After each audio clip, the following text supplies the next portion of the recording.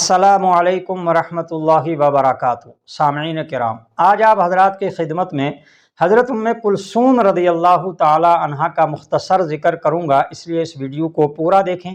آئیے شروع کرتے ہیں اس ویڈیو کو۔ آپ کا نام ام کلثوم تھا، آپ کا اور کوئی بھی نام ثابت نہیں ہے، اس لیے آپ اسی کنیت والے نام سے مشہور ہوئیں۔ والد مکرم کا نام حضرت محمد صلی اللہ علیہ وسلم، جبکہ والدہ محترمہ کا نام حضرت خدیجۃ الکبریٰ رضی اللہ تعالی عنہا تھا۔ آپ اعلان نبوت سے 6 سال پہلے مکہ مکرمہ میں پیدا ہوئیں، یعنی آپ حضرت رقیہ رضی اللہ تعالی عنہا سے 1 سال چھوٹی اور حضرت فاطمہ الزہرا رضی اللہ تعالی عنہا سے 1 سال بڑی تھیں۔ آپ کی تربیت نبی اکرم صلی اللہ علیہ وسلم کی آغوش میں ہی ہوئی تھی، اس لیے آپ اپنی والدہ محترمہ کے ساتھ ہی ایمان میں داخل ہو چکی تھی۔ نبی صلی اللہ علیہ وسلم اور ان کی اولاد کو مشرکین مکہ کی طرف سے جتنی تکالیف دی گئیں، آپ ان میں برابر کی شریک رہی ہیں، یہاں تک کہ شعب بن ابی طالب کے 3 سال بامشقت آپ نے اپنے گھر والوں کے ساتھ اسی گھاٹی میں گزارے ہیں۔ بڑی بہنوں کی شادی ہو جانے کی وجہ سے آپ اپنے گھر کا کام کاج اور حضرت خدیجۃ الکبریٰ رضی اللہ تعالی عنہا کی مدد کیا کرتی تھیں۔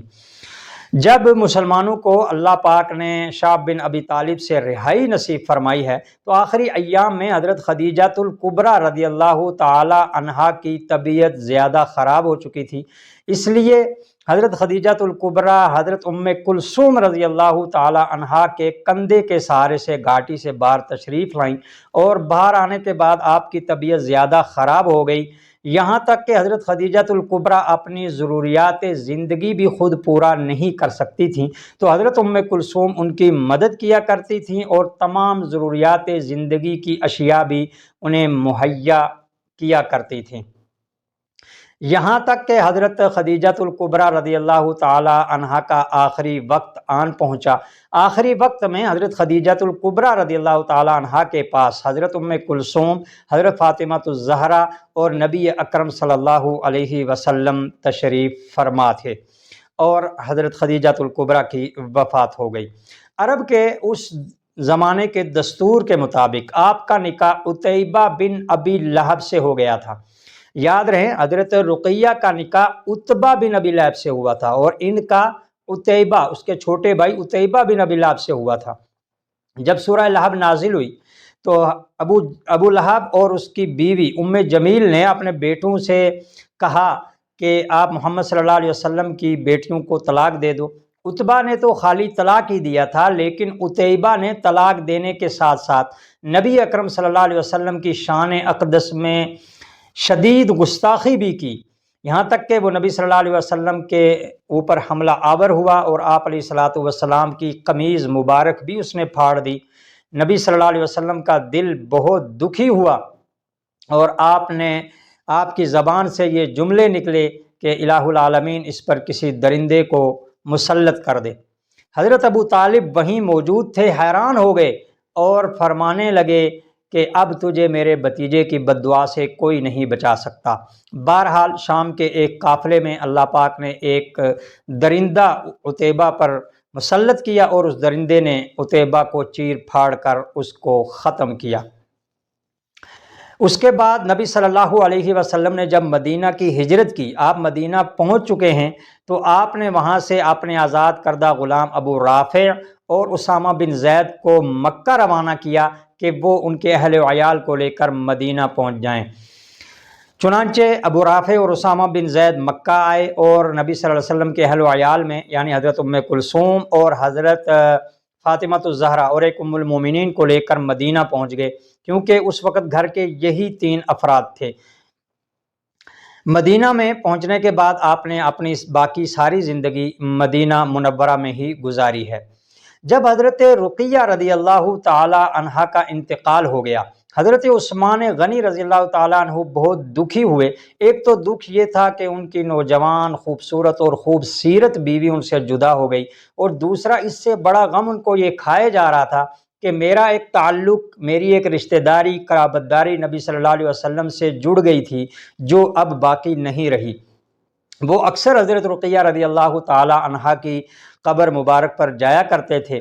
چنانچہ ایک دن نبی اکرم صلی اللہ علیہ وسلم نے ان کو بلایا اور فرمایا کہ مجھے جبرائیل نے حکم دیا ہے کہ میں رقیہ کی چھوٹی بہن یعنی ام کلثوم کا نکاح آپ سے کر دوں اور مہر بھی وہی رکھوں جو حضرت رقیہ رضی اللہ تعالی عنہا کا رکھا گیا تھا۔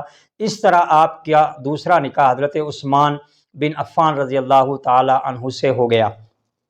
جب تک آپ زندہ رہی ہیں حضرت عثمان غنی رضی اللہ تعالی عنہ نے دوسرا کوئی بھی نکاح نہیں فرمایا تھا، یہاں تک کہ آپ کو اولاد بھی نہیں ہوئی تھی۔ ایک روایت میں ملتا ہے، حضرت انس بن مالک سے روایت ہے کہ میں نے حضرت ام کلثوم کو ریشم کی دھاری دار چادر اوڑے ہوئے دیکھا، اور ایک روایت میں ہے کہ ریشم کا دھاری دار جوڑا زیب تن فرماتے ہوئے دیکھا۔ اس سے معلوم ہوتا ہے کہ حضرت ام کلثوم رضی اللہ تعالی عنہا عمدہ قسم کا لباس پہنا کرتی تھی۔ آخر ماہ شعبان میں 9 ہجری میں آپ کا انتقال ہوا ہے۔ اس وقت نبی صلی اللہ علیہ وسلم کو مکہ سے مدینہ ہجرت کر کے آئے ہوئے 8 سال 2 ماہ اور 10 دن ہو چکے تھے۔ اس طرح نبی صلی اللہ علیہ وسلم کی جتنی بھی اولاد تھی وہ آپ کی زندگی میں ہی وفات پا گئی، سوائے حضرت فاطمہ الزہرا رضی اللہ تعالی عنہا کے۔ اور اسی طریقے سے نبی صلی اللہ علیہ وسلم کا جو نسب ہے وہ آپ کی ان بیٹیوں سے بھی نہیں چلا، کیونکہ حضرت ام کلثوم کو اولاد ہی نہیں تھی، حضرت رقیہ کو اولاد بھی ہوئی، حضرت زینب کو بھی اولاد ہوئی، لیکن وہ بھی بچپن میں ہی فوت ہو چکی تھی، مشیت خداوندی تھی۔ حضرت زینب کی ایک بیٹی حیات رہیں، وہ بڑی ہوئیں، ان کے نکاح بھی ہوئے، لیکن ان کو بھی اولاد نہیں ہوئی۔ بہرحال نبی اکرم صلی اللہ علیہ وسلم کا آگے جو نسب چلا ہے وہ آپ کی سب سے چھوٹی بیٹی حضرت فاطمہ الزہرا رضی اللہ تعالی عنہا کے بیٹے حسنین کریمین کے ذریعے سے چلا ہے، جو آج تک باقی ہے اور انشاءاللہ قیامت تک چلتا رہے گا۔ بہرحال ماہ شعبان میں 9 ہجری میں آپ کا انتقال ہوا۔ تجہیز و تکفین کا سارا انتظام نبی صلی اللہ علیہ وسلم کی نگرانی میں ہوا، یہاں تک کہ غسل کے انتظامات میں نبی اکرم صلی اللہ علیہ وسلم بنفس نفیس شریک رہے۔ حضرت ام کلثوم رضی اللہ تعالی عنہا کو غسل دینے میں کئی عورتیں جو ہیں وہ شریک رہیں، لیکن ان میں حضرت اسما بنت امیس، آپ صلی اللہ علیہ وسلم کی پھوپھی صفیہ بنت عبد المطلب، اسی طرح لیلا بنت قانف ثقفیہ اور ام عطیہ بطور خاص شامل رہیں۔ ان سے نبی اکرم صلی اللہ علیہ وسلم نے فرمایا تھا جب آپ غسل سے فارغ ہو جائیں تو مجھے بتانا۔ جب یہ غسل دے کر فارغ ہو گئیں، نبی صلی اللہ علیہ وسلم کو اطلاع دی گئی۔ کفن کے تمام کپڑے نبی صلی اللہ علیہ وسلم نے اپنے پاس رکھے ہوئے تھے، آپ صلی اللہ علیہ وسلم ان کو ایک ایک کپڑا دیتے گئے اور وہ کفن دیتی گئیں، یہاں تک کہ آخر میں نبی صلی اللہ علیہ وسلم نے اپنی ایک چادر بھی عطا فرمائی کہ یہ بھی کفن میں شامل فرما لی جائے۔ آپ کو غسل بیری کے ابالے ہوئے پتوں میں نیم گرم پانی میں دیا گیا اور خوشبو کے لیے آخر میں کافور بھی لگایا گیا۔ اس کے بعد نبی صلی اللہ علیہ وسلم نے خود ان کا جنازہ پڑھا اور جنازے کو قبر تک لے کر پہنچے۔ وہاں نبی صلی اللہ علیہ وسلم نے اعلان کیا کہ آپ میں کوئی ایسا شخص ہے جو آج رات اپنی بیوی کے پاس نہ گیا ہو، یعنی بیوی سے دور رہا ہو، تو حضرت ابو طلحہ انصاری رضی اللہ تعالیٰ عنہ سامنے آئے۔ نبی صلی اللہ علیہ وسلم نے ارشاد فرمایا آپ قبر میں اتریں۔ ان کے ساتھ حضرت علی بن ابی طالب، حضرت فضل بن عباس، حضرت اسامہ بن زید، یہ بھی قبر میں اترے۔ نبی اکرم صلی اللہ علیہ وسلم قبر کے کنارے پر تشریف فرما رہے۔ اس طرح آپ کی جنت بقیع میں تدفین کی گئی۔ سامعین، یہ تھے مختصر حالات حضرت ام کلثوم رضی اللہ تعالی عنہا کے متعلق۔ یقیناً آپ کو اچھے لگے ہوں گے، اس لیے اس کو شیئر کریں، چینل کو بھی سبسکرائب کریں، فیس بک پیج کو فالو کریں۔ زندگی رہی انشاءاللہ آگے پھر کسی ویڈیو میں آپ سے ملاقات ہوگی، تب تک کے لیے دیجیے اجازت۔ بہت بہت شکریہ۔